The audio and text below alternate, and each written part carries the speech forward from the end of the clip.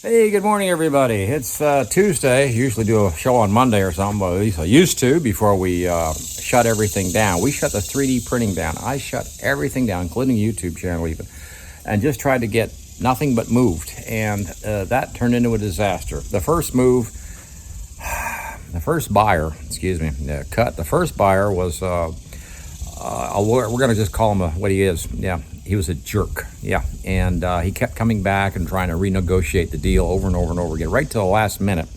And so finally, I just pulled and just says, "No, you know what? I've had enough of this nickel and diamond and stuff." So in the meantime, I had got these pods in, and I've got there's the other. Let's see, you can see them. Yeah, there's the one. There's the other 16 footers. They're both full. This was only a 3-bedroom, 2-bath house, but for some reason Pod says, oh, you only need a 16 and an 8. That is total BS. I'm not even sure where they're coming from for that, but we use 2 pods. I still need a great big U-Haul truck to get the rest of it out of here. That's how much stuff we have. And I've been off the YouTube thing, not been able to, keep you guys informed or get you up to date or anything on anything because we've been in this crazy loop of, selling, getting a contract, setting everything up. We're getting it moved, and then everything falling through. So let me get, there we go. I'm going to get up against the door. I don't even have a selfie stick right now today because the selfie stick is packed. My tools are packed. Everything's packed. So this is now the 3rd deal, but this one, I guarantee it's going through. This is a really weird, it's a cash buyer, so there's no question about mortgages or inspections or banks or anything involved. It's just cash, boom, sold, gone. The second deal held us up for, it was even holding this deal up because they wanted their earnest money back. You can't do that, or you shouldn't do that. So I made a deal with them and just said, here, you can have half of it back because I really don't care at this point. I just want the house sold so I can move on with my life because I've been on hold for, months now. And I shut my 3D printing business down, which meant I'm starting to lose money weekly. I'm losing money until I can get back up and rolling. And also I stopped putting out YouTube videos, and apparently that really hurts because YouTube, the income thing just, right down through. There's enough money there to buy a loaf of bread and some milk or something. That's about it. Yeah, there's not much left, when you do that. But I'd like to get back up on YouTube where, it's not so much income because really, if I went by income right now with YouTube, I probably would say, oh, forget it.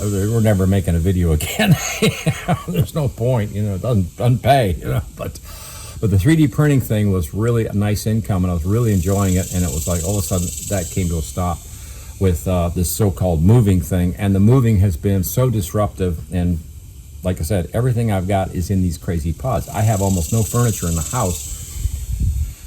As I said, though, we still need a moving truck to take the rest of it away.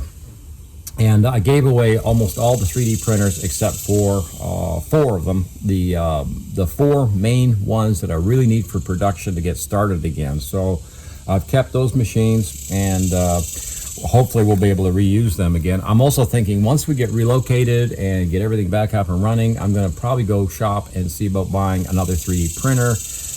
I'm not really sure which one that's going to be at this point in time. Try to sort of taking a hard look at everything because several times I have almost jumped the gun and said, oh, let's buy that 3D printer. That thing's going to be awesome. And then watched a few reviews and said, oh my, I'm glad I didn't buy that printer because it's got problems I don't want to even deal with right now. Because from a production point, you need a consistent printer that just runs and does its thing and doesn't screw up, doesn't need mods, or doesn't need to be tweaked or messed with all the time. You just want something that just puts the parts out and just keeps rolling it out. Also, you need good software, which is another biff I have with a lot of the 3D printing companies. Their in-house slicer software stuff is just garbage, and it's a shame that they keep doing that. Just use Orca Slicer or something, and give us the settings we need, and so we can get to work, kind of thing. 3D printing farm is really different from a hobby situation. The perspective very different. Also, I'm trying to make arrangements for the 68 Camaro restoration project. I need to get back on that, and I have not been able to even get up to the car because we've been delayed, and I actually I don't even know where the power supply is I was using to light the barn up with, where the car's at. 'Cause I would like to check on the car some more. Now, we did get the 4-speed Sagna transmission and bell housing in, so we'll be able to convert to a 4-speed transmission, put the car back to standard, which is what it was originally anyways. Needs some rubber on the pedals. All the pedals are just metal pedals. Metal pedals, that sounds good. And there's a lot of other work, obviously, to restoring the body and doing a lot of other work with the car. But I wanted to get into all that with you, down the road, and do a real budget, streetable 68 Camaro that can go out on a Saturday night, cruise around town a little bit, show off the car a little bit, whatever, and bring it home. Done deal. Nothing to not factory restore and not street rotted or something crazy. Just something fairly calm that would look good and just do its average thing, sort of like the stock kind of Camaro without too much hassle on it. Although I'm probably going to be taking a look for some Krieger mags or whatever on the wheels, because I was never fussy on the Chevy wheels for some reason. Even the Corvette, I never thought the Corvette wheels looked good compared to mag wheels out there, and especially today's market. Let's face it, mag wheels are now, it's like, wow, you can blow your mind on those things. Plus 20-inch tires and all the rest of it. So we'll get back to that. And then also I'm hoping to get back to reviewing some tools, everything from welders and MIG welders and whatever, but just hand tools and wood cutting tools and that sort of thing. Love to get back into that, and hopefully with the new place we'll be able to do that. What the problem is too is I'm looking for a place that will have the facilities that we need to produce good film for you guys, good reviews, and have the room to do all these projects, including the Camaro, that sort of thing, and have it all laid out so it's clear, it's easy to film, good lighting, hopefully maybe even insulated building that I can run my solar panel stuff up there, run the AC with it, and have air-conditioned comfort while we're filming, because that was one of my big complaints here, was the garage in summertime here. It is way too, it's so hot. It's hotter inside the garage than it is outside. And even if you open the doors, it's like the heat just seems to just sit. It won't even go outside with, for you. And I ended up using exhaust fans and everything else trying to cool it down. I was like, nope, it's not working. Just trying to get you all up to date on everything and where I'm at and what happened. We've been stalled out over and over again with this whole closing and negotiations. And this last deal that fell through, and it only fell through like, I think last week or something last Thursday it fell through. And at exactly 5:01, the contract ended, the house went back on the market, and within, I guess, about 24 hours, we had a new offer from a new buyer that was cash. I'm taking it, boom. And I was like, you know what, we'll just take that, that's fine. I'm done with this, I'm so done with this. The pods have been sitting here for weeks, actually at least since July the 1st, I think now, and everything being shut down. Like I said, I've been just, I guess you could say, hemorrhaging a little bit of my, well, not hemorrhaging, but I cut my income off. My income's been cut in like half, or maybe worse than half, having everything shut down and sitting there on a lull waiting to see, are we going to get sold? Are we going to get moved? And of course, the other end of it is, where exactly are we going? And I don't even have a good answer for that right now. I have some places I've been looking at, but yourself, you can't buy a house over the internet. You need to go look at it and make an offer and start negotiations. Same as the opposite of what just happened here in the last 3 times. Third time's the charm, so they say. So apparently it is. It really is the third time the charm thing. So we've got that going on. Next Thursday we close. The moving truck, me, the car, all of it, we all pull out of here. We go down the road and we head for Georgia, and see you later, Texas. Have a nice day.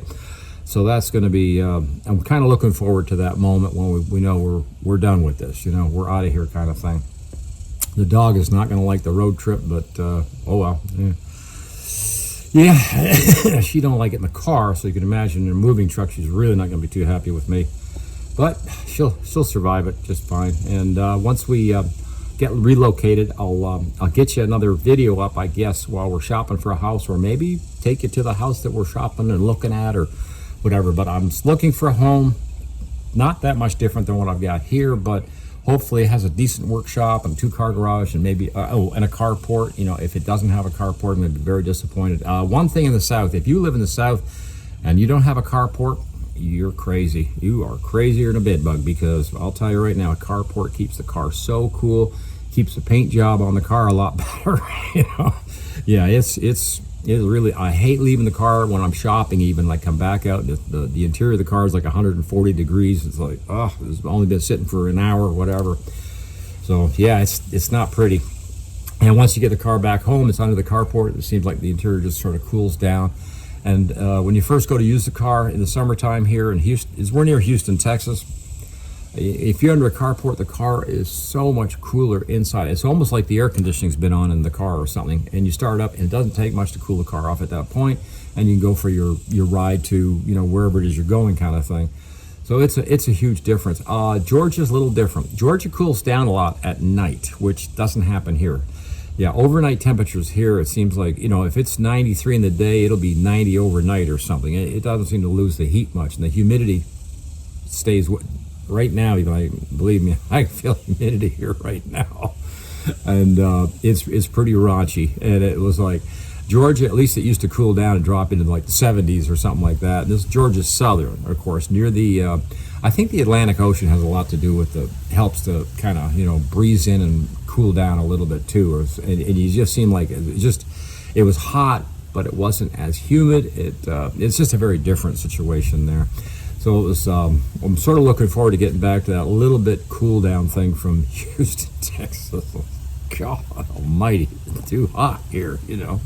You need everything insulated here. The garage, the carport, everything needs insulation, you know, to keep the heat out, you know. Well, I want to thank you for checking in on me today, because I'll tell you, this has been a rough couple of months now, and I really did not see this coming. But yeah, it was worse than I thought.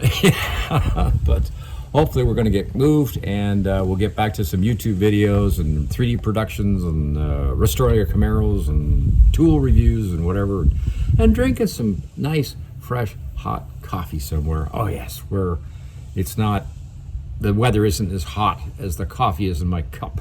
Wow. Anyway, thanks for watching. Over and out.